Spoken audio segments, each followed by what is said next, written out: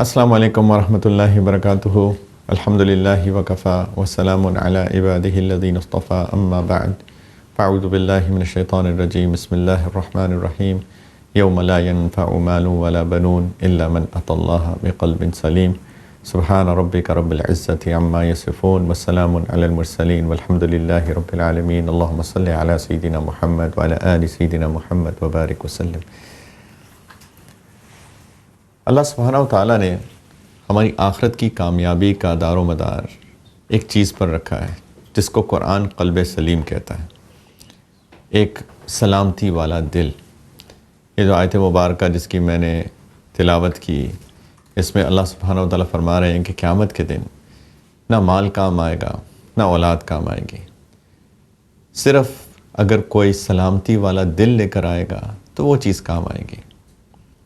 یوم لا ينفع مال ولا بنون الا من اتی اللہ بقلب سلیم۔ اس کا ایک ترجمہ اس طرح سے بھی کیا جا سکتا ہے کہ مال بھی کام آ سکتا ہے، اولاد بھی کام آ سکتی ہے، لیکن صرف اس کی کام آئے گی جس کے پاس سلامتی والا دل ہوگا۔ اب یہ سلامتی والا دل کیا ہے؟ یہ سلامتی والا دل جو ہم نے پہلے ایپیسوڈ کے اندر بات کی تھی کہ جس کی فطرت سلیمہ ہو جائے، اس کا دل سلامتی والا دل بن جاتا ہے۔ نبی کریم علیہ السلام نے فرمایا کہ انسان کے جسم کے اندر ایک گوشت کا ٹکڑا ہے، اگر وہ ٹکڑا سلامت ہو تو انسان کا سارا جسم سلامت رہتا ہے، لیکن اگر اس گوشت کے ٹکڑے خراب ہو جائے تو پھر انسان کا سارا جسم خراب ہو جاتا ہے، اور فرمایا کہ جان لو وہ دل ہے۔ انسان کا دل انسان کی پرسنالٹی کو ریپرزینٹ کرتا ہے، یا اگر اس کو میں الٹا کہوں کہ انسان کی پرسنالٹی اس چیز پہ ڈیپینڈنٹ ہوتی ہے کہ اس کا دل کیسا ہے۔ اور جب یہاں ہم دل کی بات کرتے ہیں تو ہم اس دھڑکتے ہوئے دل کی بات نہیں کر رہے، ہم روحانی دل کی بات کر رہے ہیں۔ انسان کے اندر ایک جسم ہے اور انسان کے اندر ایک روح ہے۔ جیسے انسان کا جسمانی دل ہے، اسی طریقے سے انسان کا ایک روحانی دل ہے۔ اور روحانی دل کیسے ٹھیک ہوتا ہے، جس کی ہم سلامتی کی بات کر رہے ہیں کہ قیامت کے دن صرف یہی کام آئے گا، تو یہ کیسے ٹھیک ہوگا، یا کیا نشانیاں ہیں کہ یہ ٹھیک ہے؟ تو اس کے لیے جو سب سے بڑا کرائیٹیریا ہے، اس کو ہم عام فہم الفاظ میں کہتے ہیں کہ اس انسان کے اخلاق اچھے ہیں۔ اخلاقیات کیا چیز ہوتی ہے؟ اخلاقیات ویسے تو ہم ایک انسان جب دوسرے کو دیکھتا ہے کہتے ہیں بڑے اچھے اخلاق کا مالک ہے، لیکن اخلاقیات اصل میں یہ چیز ہوتی ہے کہ انسان کا یہ جو روحانی دل ہے، اس کے اندر سے ساری روحانی بیماریاں ختم ہو جائیں، یہ اچھے اخلاق ہیں۔ روحانی بیماریاں کون کون سی ہوتی ہیں؟ مثال کے طور پہ انسان حسد کرتا ہے، کسی کی اچھی چیز دیکھ کر اس کے اندر ایک آگ لگ جاتی ہے، یہ حسد ہے۔ تکبر ہے، اپنے آپ کو دوسروں سے بہتر سمجھتا ہے، اپنے آپ کو دوسروں سے بڑا سمجھتا ہے۔ دنیا کی بے چاہ محبت ہے، اتنی محبت ہے کہ اس محبت میں انسان کوئی پرواہ نہیں کرتا کہ میں کس کے ساتھ اچھا کروں، کس کے ساتھ برا کروں۔ یہ روحانی بیماریوں کی کچھ مثالیں ہیں۔ جب انسان کے دل سے یہ ساری روحانی بیماریاں ختم ہو جاتی ہیں تو یہ انسان کا دل سالم ہو جاتا ہے، یہ سلامتی والا دل ہو جاتا ہے، اور یہی چیز انسان کے اچھے اخلاق کا سبب بنتی ہیں، اور یہی چیز انسان کو قیامت کے دن کامیاب کرے گی۔ یہ ہمارا دین ہے کہ جیسے ہم پہلے بھی بات کر چکے کہ دین فطرت ہے، اصل میں دین انسان کے دل کو سالم بنانے کے لیے آیا ہے تاکہ وہ قیامت کے دن ایک کامیاب انسان بن سکے۔ اور آپ دیکھیے قرآن اور حدیث کے اندر اخلاق کے اوپر کتنی بات ہے۔ نبی کریم صلی اللہ علیہ وسلم کے بارے میں اللہ تعالیٰ نے فرمایا وَإِنَّكَ لَعَلَىٰ خُلُقٍ عَظِيمٍ، کہ حبیب صلی اللہ علیہ وسلم آپ تو بہت عالی اخلاق کے مالک ہیں، آپ تو عظیم اخلاق کے مالک ہیں، آپ کے اخلاق کا کیا کہنا۔ سیدہ خدیجہ رضی اللہ تعالی عنہ جب نبی کریم علیہ السلام کو نبوت ملی، اور واقعہ آپ نے پڑھا ہوگا غالباً سیرت کی کتابوں میں سب کو یہ ترغیب دیتا ہوں، ریکمینڈ کرتا ہوں کہ پلیز قرآن کو بھی سمجھیے، اور پلیز نبی کریم علیہ السلام کی سیرت کا بھی مطالعہ کیجیے۔ تو سیدہ خدیجہ رضی اللہ تعالی عنہ نے نبی کریم صلی اللہ علیہ وسلم کو تسلی دی کہ آپ اتنے پریشان کیوں ہیں، اچھا، تسلی کے الفاظ یہ نہیں تھے کہ آپ تو ایک بہت بڑے قبیلے سے آپ کا تعلق ہے، آپ کی کیا بات ہے، آپ اتنے خوبصورت ہیں، آپ اتنے طاقتور ہیں، ان میں سے کچھ بھی نہیں کہا۔ سیدہ خدیجہ رضی اللہ تعالی عنہا نے فرمایا کہ آپ کے عظیم اخلاق ہیں، اِنَّكَ لَتَصِلُ الرَّحِمَ وَتَكْسِبُ الْمَعْدُومَ وَتُقْرِئُ الضَّيْفَ وَتَحْمِلُ الْكَلْبَ وَتُعِينُ عَلَى نَوَائِبِ الْحَقِّ۔ اس کے الفاظ کے اندر آگے پیچھے ہو سکتا ہے، لیکن اس طرح کے الفاظ فرمائیں کہ آپ کے تو اخلاق اتنے عظیم ہیں، آپ مہمان نواز ہیں، آپ لوگوں کے لیے کماتے ہیں، آپ لوگوں کی مدد کرتے ہیں، آپ ان لوگوں کے لیے کماتے ہیں جن کے پاس کچھ نہیں ہوتا، ہمیشہ حق کا ساتھ دیتے ہیں۔ آپ کے اتنے عظیم اخلاق ہیں، اللہ آپ کو کبھی ضائع نہیں کریں گے، اللہ تعالیٰ آپ کو کبھی بھی ضائع نہیں کریں گے۔ یعنی جس کے اخلاق اچھے ہوتے ہیں، اللہ کی مدد اس کے ساتھ ہوتی ہے۔ تو نبی کریم علیہ السلام کے اخلاق ہی وہ تھے جو کہ ہمارے لیے اسوہ حسنہ ہے۔ یہی تو دین ہے کہ ہم اپنے اخلاق پہ محنت کریں، ہم اپنے روحانی دل کو صاف کریں، اس کے اندر سے ساری روحانی بیماریوں کو نکال دیں۔ یہی اخلاقی، یہی دین ہے۔ نبی کریم علیہ السلام نے فرمایا کہ قیامت کے دن میزان ہوگا، قیامت کے دن ایک سکیل ہوگا، اس پہ اعمال تولے جائیں گے۔ یہ بھی بڑی عجیب بات ہے کہ کوئی کاؤنٹر نہیں ہے، یہ نہیں ہے کہ اعمال گنے جائیں گے، بلکہ اعمال تولے جائیں گے۔ ہو سکتا ہے کسی نے 2 رکعت نماز پڑھی، ایک اور شخص نے 2 رکعت نماز پڑھی، لیکن دونوں کی 2 رکعت کا وزن مختلف ہو جائے، کیونکہ اس کے اندر اخلاص زیادہ، اس کے اندر خشوع زیادہ، اس کے اندر للہیت زیادہ، اللہ تعالیٰ کے ساتھ تعلق زیادہ، اور دوسرے کے اندر غفلت تھی۔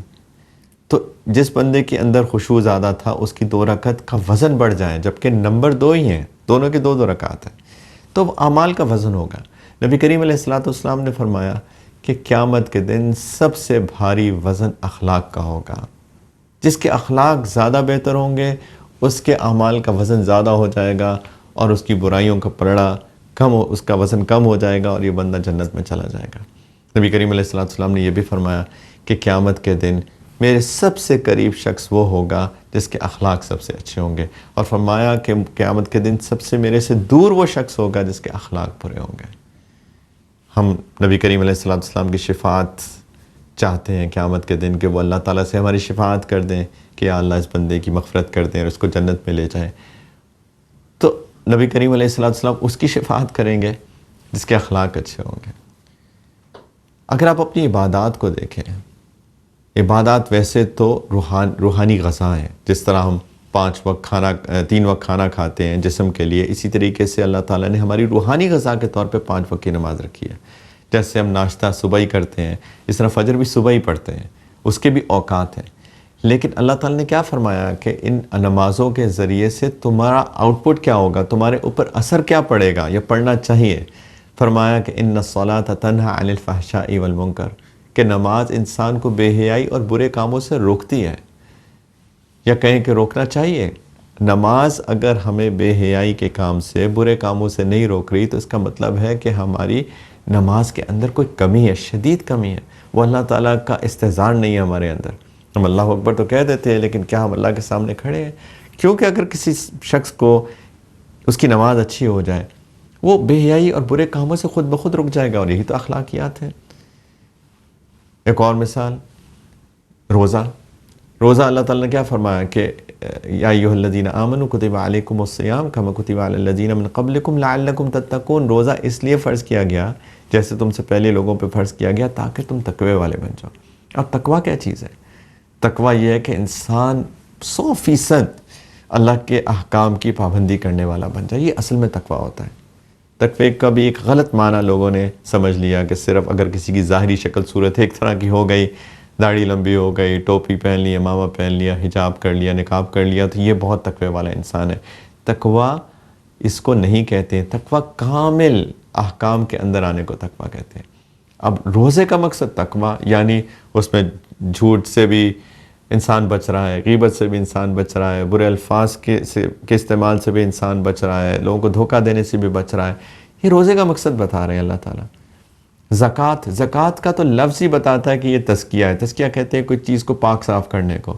زکوٰۃ سے انسان کا دل پاک ہوتا ہے، انسان کا دل صاف ہوتا ہے، وہ بخل سے پاک ہوتا ہے، اور بخل اتنی سخت روحانی بیماری ہے کہ بہت سارے مسائل وہ بخل کی وجہ سے ہوتی ہیں، سٹنجنس کی وجہ سے، کہ انسان کا جب دل چھوٹا ہوتا ہے تو اس کے دل میں مال کی بے جا محبت ہوتی ہے. اب دیکھیے دنیا کے اکثر مسائل وہ مال کی بے جا محبت کی وجہ سے. لوگ کرپشن کیوں کرتے ہیں؟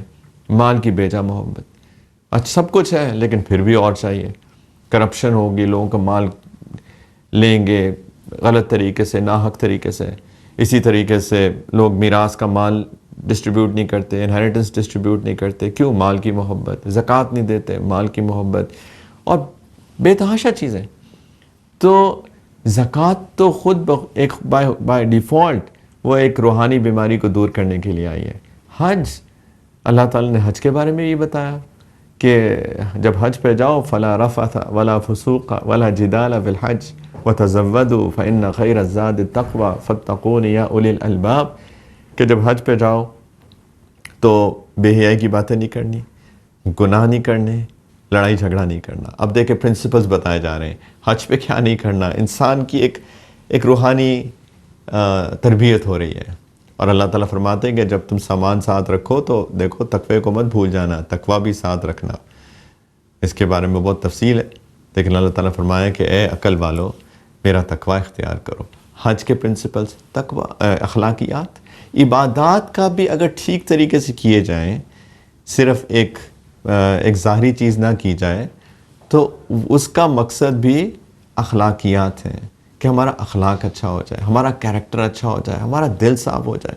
تو یہ دل کی صفائی اصل میں مقصود ہے. دل کی صفائی جب ہوتی ہے، جب انسان کا اخلاق اچھا ہوتا ہے، تو یہ حقیقی معنی میں انسان بنتا ہے. یہ حقیقی معنوں میں انسان بنتا ہے. ہمارا دین جو ہے وہ ہمیں انسان بنانے آیا ہے، صرف کچھ خاص چیزیں کروانے نہیں آیا کہ اپنی شکل صورت ایسی کر لو اور صرف کچھ عبادات کر لو. اس کے پیچھے بھی ایک پورا ایک ویژن ہے، ایک مشن ہے. اور وہ ویژن اور مشن یہی ہے کہ انسان بن جائے. اور یہی انسانیت، یعنی دین فطرت پہ، انسان فطرت پہ واپس چلا جائے. جس فطرت پہ اللہ تعالیٰ نے انسان کو پیدا کیا تھا، اس فطرت پہ انسان واپس چلا جائے اور ایک کامل انسان، ایک صاف دل والا انسان بن جائے. یہی مقصود ہے ہمارے دین کا، یہی مقصود ہے ساری عبادات کا. یہی مقصود ہے کہ انسان اس کے اوپر محنت کرے اور ایک اچھا انسان بن کے زندگی گزارے. تو انشاءاللہ تعالی ہم سب لوگ اپنی اخلاقیات پہ محنت کریں، اپنی روحانی بیماریاں جو ہیں اس کے بارے میں اس کے بارے میں علم حاصل کریں، اس کے بارے میں ہم سمجھیں اور اپنے پر محنت کر کے اپنے دل کو وہ خوبصورت دل بنائیں، وہ ایک اچھا انسان بنے. اللہ تعالیٰ ہم سب کو توفیق عطا فرمائے. انشاءاللہ تعالیٰ ایک چھوٹی سی بریک لیتے ہیں، اور پھر بریک لینے کے بعد انشاءاللہ تعالیٰ آپ لوگوں کے جو سوال و جواب ہوں گے اس کے ہم لوگ جوابات دیں گے. تو انشاءاللہ ملتے ہیں ایک چھوٹی سی بریک کے بعد. السلام علیکم ورحمۃ اللہ وبرکاتہ. Welcome back. بریک کے بعد اس سیگمنٹ میں انشاءاللہ تعالیٰ ہم آپ کے سوالوں کے جوابات دیں گے. اگر آپ کا کوئی بھی سوال ہو تو یہ جو ای میل ایڈریس آپ کی اسکرین پہ چل رہا ہے، آپ اس ای میل کو یوز کر سکتے ہیں اور اپنے سوالات بھیج سکتے ہیں. انشاءاللہ تعالیٰ ہم ان سوالوں کو اپنے آنے والے پروگرامز میں انشاءاللہ اس کے جوابات دیں گے. آج کے جو سوالات ہیں جو کہ کچھ بھیجے گئے ہیں مجھ کو، اس میں سے ایک سوال یہ ہے کہ ہم کلچرلی اپنی ثقافت کے اندر، اپنے کلچر کے اندر کچھ چیزوں کو اچھا سمجھتے ہیں، لیکن جب ہم دین کا مطالعہ کرتے ہیں تو وہ اس کو برا سمجھتا ہے. تو اس کے اندر یہ جو ایک سورٹ آف کانفلکٹ ہے، ایک تعارض سا ہے، اس کو ہم کیسے دور کریں؟ کیونکہ ہم یہ بھی بات کرتے ہیں کہ دین فطرت ہے، تو پھر اس سب معمے کو کیسے حل کیا جائے؟ تو اس کا جواب سیدھا سا تو یہ ہے کہ اصل تو دین ہی ہے. دیکھیں اللہ تعالیٰ نے ہم سب کو بنایا ہے، ہم سب کی تخلیق کی ہے. اللہ تعالیٰ کو پتہ ہے کہ ہمارے لیے بہترین چیز کیا ہے بحیثیت انسان اور بحیثیت معاشرہ. جب ہم ایک معاشرے میں رہتے ہیں تو ہمارے لیے سب سے بہترین چیز کیا ہے؟ انسان کی عقل بہت محدود سوچتی ہے، انسان کی عقل بہت لمیٹڈ ہے. جس طرح ہماری نظر بہت لمیٹڈ ہے، ہم بہت اس دیوار تک دیکھ سکتے ہیں، دیوار کے بیونڈ نہیں دیکھ سکتے، رائٹ؟ اسی طریقے سے ہمارے کان بہت محدود ہیں، محدود سن سکتے ہیں. اگر 2-3 لوگ آپس میں بات کرنا شروع کر دیں یا ایک وقت میں بات کرنا شروع کر دیں تو انسان کو سمجھ میں نہیں آتی ہے کہ کیا بات کی جا رہی ہے، کیونکہ ہمارے کان لمیٹڈ ہیں، محدود ہیں. لائک وائز بالکل اسی طریقے سے ہماری جو عقل ہے، ہمارا انٹلیکٹ جو ہے وہ بھی بہت لمیٹڈ ہے. جب انسان اپنی اس لمیٹڈ عقل کو استعمال کرتا ہے ان چیزوں کے لیے جو کہ اس عقل کے دائرے سے باہر ہوتی ہیں تو پرابلم شروع ہو جاتی ہیں. موریلٹی، انسان کی اخلاقیات، وہ انسان کی عقل کے دائرے سے باہر کی چیز ہے. موریلٹی، اخلاقیات وحی کے ذریعے سے، ریولیشن کے ذریعے سے اللہ تعالیٰ نے ہم کو بتائی. میں ایک مثال دیتا ہوں. مثال یہ ہے کہ ہمیں کتنے کپڑے پہننے چاہیے. ہر انسان کی عقل سے پوچھیں گے، وہ اپنی عقل کے مطابق کہے گا کہ جی اتنے پہننے ٹھیک ہیں، اتنے پہننے ٹھیک ہیں، اتنے پہننے ٹھیک ہیں. لیکن شریعت کہتی ہے کہ یہ تمہارا سطر ہے، اس چیز کو تم نے کور کرنا ہے، یہاں سے یہاں تک تم نے کور کرنا ہے. اب انسان کی عقل مختلف فیصلے کر رہی ہے، لیکن ایک ایبسلیوٹ چیز بھی تو ہونی چاہیے کہ یہ چیز کامل ہے، یہ چیز پرفیکٹ ہے. تو یہ موریلٹی کے دائرے کے اندر ہے، یہ اخلاقیات کے دائرے کے اندر ہے کہ ہمیں اپنے آپ کو کس طریقے سے ڈریس اپ کرنا ہے، اپنے لباس کیسے پہننا ہے، ایک اچھا اخلاقی لباس کیا ہونا چاہیے. تو انسان کی عقل فیصلہ نہیں کر سکتی. اسی طریقے سے ہماری بہت ساری رسومات ہیں، شادی بیاہ کی رسومات ہیں. ہر بندے کی ایک اپنی سوچ ہے کہ یہ اسراف ہے، یہ اسراف نہیں ہے، یہ ایگزیجریشن ہو رہی ہے، یہ یہاں پہ ایگزیجریشن نہیں ہو رہی ہے. تو کیسے پتہ چلے گا کہ کیا چیز ایگزیجریشن ہے، کیا چیز نہیں ہے؟ تو وہاں پہ آپ کو دین آتا ہے اور دین بتاتا ہے کہ دیکھو یہ ایگزیجریٹڈ چیز ہے، یہ اسراف ہے، یہ بالکل دائرے کے اندر ہے، یہ سمپلسٹی ہے، یہ اس کے اندر برکت ہے، اس کے اندر خیر ہے. تو at the end of the day دین کا جو فیصلہ ہوتا ہے جو شریعت اور سنت کے مطابق ہے، جیسے ہمارے نبی کریم علیہ السلام نے کر کے دکھایا، وہی بہترین طریقہ ہے، وہی بہترین اخلاق ہیں، وہی چیز ہے جو ہم سب کو لینی چاہیے. اور جہاں کہیں معاشرے کی کسی نارمز، کسی اصولوں اور کسی کسٹم، کسی روایت کا تصادم ہو جائے، کانفلکٹ ہو جائے ہمارے دین کی بات سے، تو آف کورس اس کا مطلب ہے کہ ہم لوگ غلطی پہ ہیں، ہمارا عقل صحیح اس طرح ہی سوچ رہی، کیونکہ اللہ تعالیٰ نے ہمیں بنایا جیسے میں نے کہا، اور وہی سب سے بہترین طریقہ کار ہونا چاہیے. ایک اور سوال کہ جب پہلے بھی دین آئے، ہم پتہ ہے کہ سارے انبیاء اللہ تعالیٰ کی طرف سے آئے، اور ہمارا عقیدہ ہے ہم اس وقت تک مسلمان نہیں ہیں جب تک ہم پچھلے انبیاء پہ ایمان نہ لے آئیں.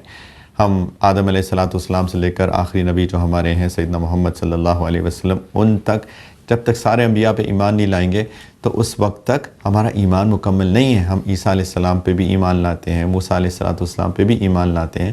تو جب پہلے دین آئے تھے تو پھر ہمارے دین کو، اسلام کے آنے کی کیا ضرورت تھی؟ تو اس کا جواب یہ ہے کہ اللہ تعالیٰ نے جو طریقہ کار بنایا ہے وہ ایسا ہے کہ احکام جس کو ہم اردو میں کہتے ہیں تدریجاً آئے، اسٹیپ بائی اسٹیپ. اس کی ایک مثال آپ سمجھیے. مثال یہ ہے کہ جب ایک بچہ پیدا ہوتا ہے تو ایک چھوٹا سا بیبی ہوتا ہے، اور اس کے بالکل 0 سائز کپڑے آتے ہیں. پھر تھوڑا سا بڑا ہوتا ہے تو 1 سائز کپڑے آتے ہیں، پھر سائز 2 ہو جاتا ہے، 3 4 5 6. اسی طریقے سے بچہ بڑا ہوتا جاتا ہے تو اس کے کپڑے بھی بڑے ہوتے جاتے ہیں. تو اللہ تعالیٰ نے جب انسانیت کو پیدا کیا تو وہ ایک بچہ تھی. پھر جیسے جیسے انسانیت بڑی ہوتی گئی اس کے کپڑے کے سائز بدلتے گئے، سائز 2، سائز 3، سائز 4، سائز 5.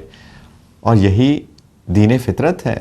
فطرت کے مطابق اللہ سبحانہ و تعالیٰ نے انسان کو شریعت کے احکام دیے، اور انسانیت کی تکمیل ہو گئی جب اللہ تعالیٰ نے اپنے آخری نبی محمد صلی اللہ علیہ وسلم کو بھیجا.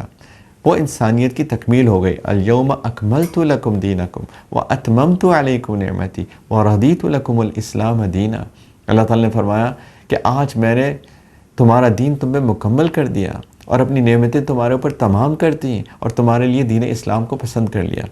تو اب چونکہ انسانیت میچور ہو گئی تو اللہ تعالیٰ نے اپنے آخری نبی کو بھی بھیج دیا، اپنی آخری کتاب کو بھی بھیج دیا.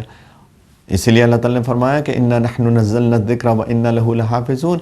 میں نے ہی اس قرآن کو نازل کیا، اب میں اس کی حفاظت کروں گا. اب یہ قرآن انسانیت کے آخر تک یہ قرآن ہی آخری کتاب ہوگی، یہی آخری نبی ہیں، اور یہی دین جو ہے جو آخری مراحل کے اندر داخل ہو کر اس کا اتمام ہو گیا، اس کی تکمیل ہو گئی، اس کی پرفیکشن ہو گئی.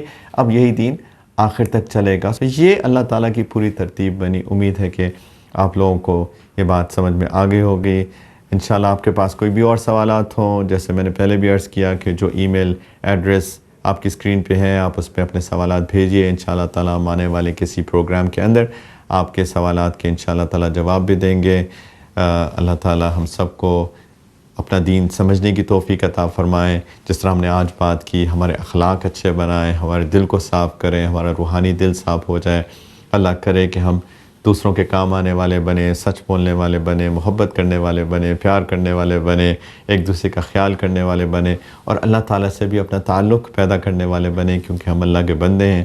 اللہ تعالیٰ نے جو ہماری روحانی غذا کے طور پہ ہمیں عبادات دی ہیں، 5 وقت کی روزانہ نماز، اس کی اہمیت سمجھنے کی کوشش کریں، اور اس طریقے سے ہم وہ نماز پڑھیں کہ ہمیں اللہ تعالیٰ کی ایک اویئرنیس ہو، ایک استحضار ہو، تاکہ وہ نماز ہم کو بے حیائی کے کاموں سے، برے کاموں سے روکنے والی بن جائے۔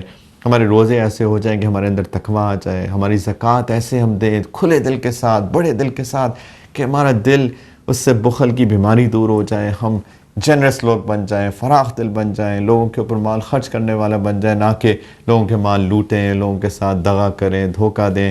ایسا نہ ہو۔ اللہ کرے کہ ہم جب حج پہ جائیں تو حج پہ ایسے جائیں کہ ہم جب واپس آئیں تو ایک بالکل ڈیفرنٹ پرسنالٹی ہو، ہمارے عالی اخلاق ہو۔ اصل میں تو حج یہی ہوتا ہے کہ ہمارے اچھے اخلاق ہو جائیں، ایک بہترین پرسنالٹیز ہماری بن جائیں، تو اللہ کرے کہ ہم دین کو پوری طرح سمجھنے والے بن جائیں۔ اللہ تعالی ہم سب کو توفیق عطا فرمائے۔ انشاءاللہ تعالی ملتے ہیں اگلے پروگرام میں۔ آپ سب لوگ اپنا خیال رکھیے گا۔ السلام علیکم ورحمۃ اللہ وبرکاتہ۔